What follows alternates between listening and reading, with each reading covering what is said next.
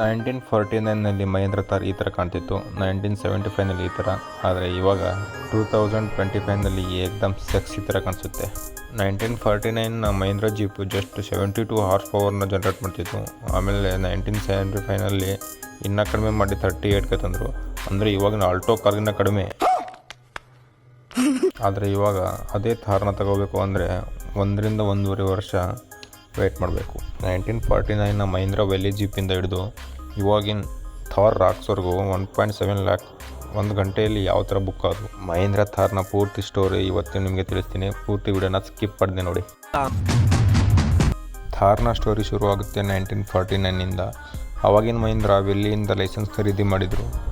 ಯಾಕಂದರೆ ಅವ್ರ ಹತ್ರ ಇರೋ ವಿಲ್ಲಿ CJ3 ಅಸೆಂಬಲ್ ಮಾಡೋಕ್ಕೆ ಬೇರೆ ಬೇರೆ ದೇಶದಿಂದ ಬೇರೆ ಬೇರೆ ಪಾರ್ಟ್ಸ್ಗಳನ್ನ ಇಂಪೋರ್ಟ್ ಮಾಡಿ ಇವರು ವಿಲ್ಲೀಸ್ ಹೆಸರಲ್ಲಿ ಸೇಲ್ ಮಾಡ್ತಿದ್ರು.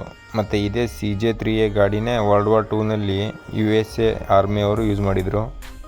ಆದರೆ 1953ನಲ್ಲಿ ಈ ಗಾಡೀಲಿ ಸಣ್ಣ ಪುಟ್ಟ ಚೇಂಜಸ್ ಮಾಡಿ ಹೊಸ 2.2 ಲೀಟ್ರನ್ನ ಪೆಟ್ರೋಲ್ ಇಂಜಿನ್ ಆ್ಯಡ್ ಮಾಡಿದರು. ಅದು ಜಸ್ಟ್ 72 bhp ಪವರ್ನ ಜನ್ರೇಟ್ ಮಾಡ್ತಿತ್ತು. ಅಂದರೆ ಇಷ್ಟು ದೊಡ್ಡ ಜೀಪ್ನಲ್ಲಿ ಇವತ್ತಿನ ಸ್ವಿಫ್ಟ್ಗಿನ್ನ ಕಡಿಮೆ. ಈ ಜೀಪ್ 4x4ನಲ್ಲಿ ಬರ್ತಿತ್ತು. ಎಲ್ಲ ಕಡೆ ಉತ್ತಮ ಪ್ರದರ್ಶನ ನಡೀತಿತ್ತು. ಈ ಡಿಮ್ಯಾಂಡ್ ಎಷ್ಟು ಮಟ್ಟಿಗೆ ಜಾಸ್ತಿ ಆಯಿತು ಅಂದರೆ 1954ನಲ್ಲಿ ಇಂಪೋರ್ಟ್ ಮಾಡ್ತಿದ್ದ ಮಹೀಂದ್ರ ಅವರು ಎಲ್ಲ ತಮ್ಮದೇ ಫ್ಯಾಕ್ಟ್ರಿಗಳಲ್ಲಿ ಮ್ಯಾನುಫ್ಯಾಕ್ಚರ್ ಮಾಡೋಕ್ಕೆ ಶುರು ಮಾಡಿದರು. ಆದರೆ ಈ ಗಾಡಿಯಲ್ಲಿ ಇನ್ನೊಂದು ಮೇಜರ್ ಪ್ರಾಬ್ಲಮ್ ಅಂದರೆ ಈ ಗಾಡಿ ಲೆಫ್ಟ್ ಹ್ಯಾಂಡ್ ಡ್ರೈವ್ ಆಗಿತ್ತು. ಆದರೆ ಫೈನಲಿ 1968 ಬರ್ತಿದ್ದಂಗೆ ಜೀಪ್ನ ರೈಟ್ ಹ್ಯಾಂಡ್ ಡ್ರೈವ್ ಮಾಡಿದರು. ರೈಟ್ ಹ್ಯಾಂಡ್ ಗಾಡಿ ಹೆಸರು CJ3B ಇದ್ದಿದ್ದನ್ನ CJ4A ಮಾಡಿದರು. ಈ ಗಾಡಿಯಲ್ಲಿ 2.2 ಲೀಟ್ರನ್ನ ಡೀಸೆಲ್ ಇಂಜಿನ್ ಬರ್ತಿತ್ತು, 72 bhp ಪವರು. ಯಾವುದೇ ಡೀಸೆಲ್ ಇಂಜಿನ್ ಬರ್ತಿರಲಿಲ್ಲ. 1970ನಲ್ಲಿ ಪೆಟ್ರೋಲ್ ಪ್ರೈಸ್ ಏಕ್ದಮ್ ಜಾಸ್ತಿ ಆಗಿಬಿಡುತ್ತೆ. ಜನರು ಡೀಸೆಲ್ ಗಾಡಿನ ಪರ್ಚೇಸ್ ಮಾಡೋಕ್ಕೆ ಶುರು ಮಾಡಿದರು. ಜೀಪ್ ಬರೀ ಪೆಟ್ರೋಲ್ನಲ್ಲಿ ಬರ್ತಿತ್ತು. ಸೇಲ್ ಏಕ್ದಮ್ ಕಡಿಮೆ ಆಯಿತು. ಮಹೀಂದ್ರ ಅವರು ದೊಡ್ಡ 6ರ್ನ ಹೊಡೆದು ಅವರದ್ದೇ ಟ್ಯಾಕ್ಟ್ರಿ ಇಂಜಿನ ತೆಗೆದು ಜೀಪ್ಗೆ ಹಾಕಿದರು. ಆ ಇಂಜಿನ್ನು 38 bhpನ ತೆಗಿತಿತ್ತು. ಇವಾಗಿನ ಆಲ್ಟೋ ಕಾರ್ಗಿನ ಕಡಿಮೆ. ಆಮೇಲೆ ಈ ಗಾಡಿ ಚಮತ್ಕಾರನೇ ಮಾಡ್ತು. ಸೇಲ್ ಆಗೋದು ನೋಡಿ ಅವರೇ ಮೂರ್ಛೆ ಹೋಗಿದ್ರು. ಅಷ್ಟರ ಮಟ್ಟಿಗೆ ಸೇಲ್ ಆಗಿದ್ದು. ಅಷ್ಟರಲ್ಲೇ ಮಹೀಂದ್ರ ಮತ್ತು ವಿಲ್ಲಿ ನಡುವಿನ ಒಪ್ಪಂದ ಎಕ್ಸ್ಪೈರ್ ಆಗೋಗಿತ್ತು. ಆಮೇಲೆ ಮಹೀಂದ್ರ ಅವರು ಯೋಚನೆ ಮಾಡಿ ನಮ್ಮದೇ ಹೆಸರಲ್ಲಿ ಸೇಲ್ ಮಾಡೋಣ ಅಂತ 1985ನಲ್ಲಿ ಮಹೀಂದ್ರ MM540ನ ಲಾಂಚ್ ಮಾಡಿದರು. ಅದೇ ಗಾಡಿನೇ ಇವಾಗಿನ ಥಾರ್ ಇನ್ಸ್ಪೈರ್ಡ್ ಆಗಿರೋದು. ಎಲ್ಲ ಜೀಪ್ಗಳು 4x4ನಲ್ಲಿ ಇರ್ತಿತ್ತು. ಆದರೆ MM540 ಮಾತ್ರ ಒಂದೇ ಜೀಪು 4x2ನಲ್ಲಿ ಫಸ್ಟ್ ಜೀಪ್ ಬರ್ತಿತ್ತು.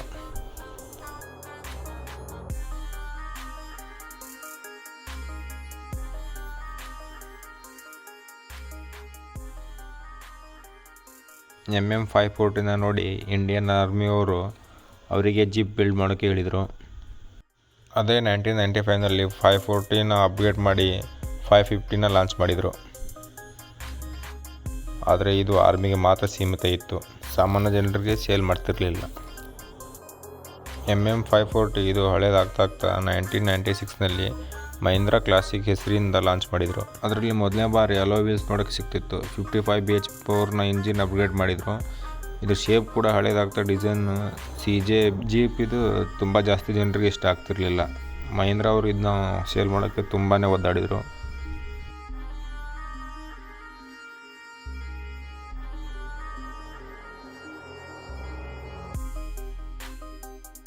ಟೂ 2004ನಲ್ಲಿ ಮೇಜರ್ನ ಲಾಂಚ್ ಮಾಡಿದರು. ಏಕ್ದಮ್ ಹೊಸ ಡಿಸೈನ್ ಮತ್ತು ಫೆಂಡರ್ಸ್ನ ಆ್ಯಡ್ ಮಾಡಿದರು. ಜನರಿಗೆ ತುಂಬಾ ಇಷ್ಟ ಆಯಿತು ಈ ಗಾಡಿ. ಈ ಡಿಸೈನ್ ಇವಾಗಿನ ಥಾರ್ನಲ್ಲಿ ನೋಡೋಕ್ಕೂ ಸಿಗುತ್ತೆ. ಈ ಗಾಡಿ ಅಡ್ವಾಂಟೇಜ್ ಏನಂದರೆ ಜಾಸ್ತಿ ಜನ ಕೂರೋಕ್ಕೆ ಸಿಗುತ್ತೆ. ಇದು ಹಳ್ಳಿ ಕಡೆ ಜಾಸ್ತಿ ಸೇಲ್ ಆಗೋಕ್ಕೆ ಸ್ಟಾರ್ಟ್ ಆಯಿತು. ಇದು ಸಿಟಿನಲ್ಲಿ ತರೋಕ್ಕೆ ತುಂಬಾ ಕಷ್ಟಪಟ್ಟರು. ಆಮೇಲೆ ಹೊಸ 2.5 ಲೀಟ್ರನ್ನ ಟರ್ಬೋ ಡೀಸೆಲ್ ಇಂಜಿನ್ನ ಆ್ಯಡ್ ಮಾಡಿ ಅದು 62 bhp ಪವರ್ ತೆಗೆದಿತ್ತು. 4x4 ಮತ್ತು 4x2ನಲ್ಲೂ ಬರ್ತಿತ್ತು ಈ ಗಾಡಿ. ಆಮೇಲೆ ಮೇಜರ್ನ ರೀಡಿಸೈನ್ ಮಾಡಿ 2010ರಲ್ಲಿ ಮಹೀಂದ್ರ ಥಾರ್ನ ಲಾಂಚ್ ಮಾಡಿದರು. ರಾಜಸ್ಥಾನ ಥಾರ್ ಡೆಸರ್ಟ್ನ ನೋಡಿ ಈ ಹೆಸರು ಇಟ್ಟರು. ಇಡೀ ಮಾರ್ಕೆಟ್ನೇ ಅಲ್ಗಾಡಿಸ್ಬಿಡ್ತು. ಹಳ್ಳಿಯಿಂದ ಹಿಡಿದು ಸಿಟಿ ಏರಿಯಾದಲ್ಲೂ ಜಾಸ್ತಿ ಸೇಲ್ ಆಗೋಕ್ಕೆ ಶುರು ಆಯಿತು. ಇದು ಬಂದಮೇಲೆ ಆಫ್ ರೋಡಿಂಗ್ ಕ್ರೇಜ್ ಇನ್ನೂ ಜಾಸ್ತಿ ಆಯಿತು. ಇನ್ನು ಇದರಲ್ಲಿ ಡಿಸ್ಅಡ್ವಾಂಟೇಜ್ ಏನಂದರೆ ಇದರ ಇಂಜಿನ್ನು ಜಸ್ಟ್ 26 bhp ತೆಗಿತಿತ್ತು. ಜನರದ್ದು ಕೇಳಿ ಮಹೀಂದ್ರ ಅವರು 2015ನಲ್ಲಿ CRDನ ಥಾರ್ನಲ್ಲಿ ಹಾಕಿದ್ರು. ಅದು 106 BHP ಪವರ್ ಮತ್ತು 250 Nm ಟಾರ್ಕ್ನ ತೆಗಿತಿತ್ತು. ನೋಡ್ತಿದ್ದಂಗೆ 4th ಜನರೇಷನ್ ಥಾರು ಅವ್ರದ್ದೇ ಸೆಗ್ಮೆಂಟ್ನಲ್ಲಿ ಕಿಂಗ್ ಆಗಿತ್ತು. Steering wheels, interior full change ಮಾಡಿ ಸ್ವಲ್ಪನೇ ಪ್ರೀಮಿಯಂ ಮಾಡಿದರು. 2019 ಏಪ್ರಿಲ್ನಲ್ಲಿ ಇಂಡಿಯಾ ಗೌರ್ಮೆಂಟು ಗಾಡೀಲಿ ABS, rear parking sensor, seat belt, reminder, safety ಫೀಚರ್ಸ್ನ ಕಂಪಲ್ಸರಿ ಮಾಡಿದರು. ಇವೆಲ್ಲ ತಲೆಯಲ್ಲಿ ಇಟ್ಕೊಂಡು ಮಹೀಂದ್ರ ಅವರು 2nd ಜನರೇಷನ್ ಥಾರ್ನ ತಂದರು. ಇದನ್ನ ನೋಡಂತೂ ಜನರು ಸೈಕ್ ಆಗಿಬಿಟ್ರು. 2 ವರ್ಷ ವೇಟಿಂಗ್ ಪೀರಿಯಡ್ನಲ್ಲಿ ಪೂರ್ತಿ ಪ್ರೀಮಿಯಂ ಗಾಡಿ ರೆಡಿ ಮಾಡಿದರು. ಮಹೀಂದ್ರ ಅವರು ಅದೇ ಥಾರ್ನ ಅಪ್ಗ್ರೇಡ್ ಮಾಡಿ 2 ಡೋರ್ನಿಂದ 3 ಡೋರ್ಗೆ ಥಾರ್ ರಾಕ್ಸ್ನ ಲಾಂಚ್ ಮಾಡಿದರು.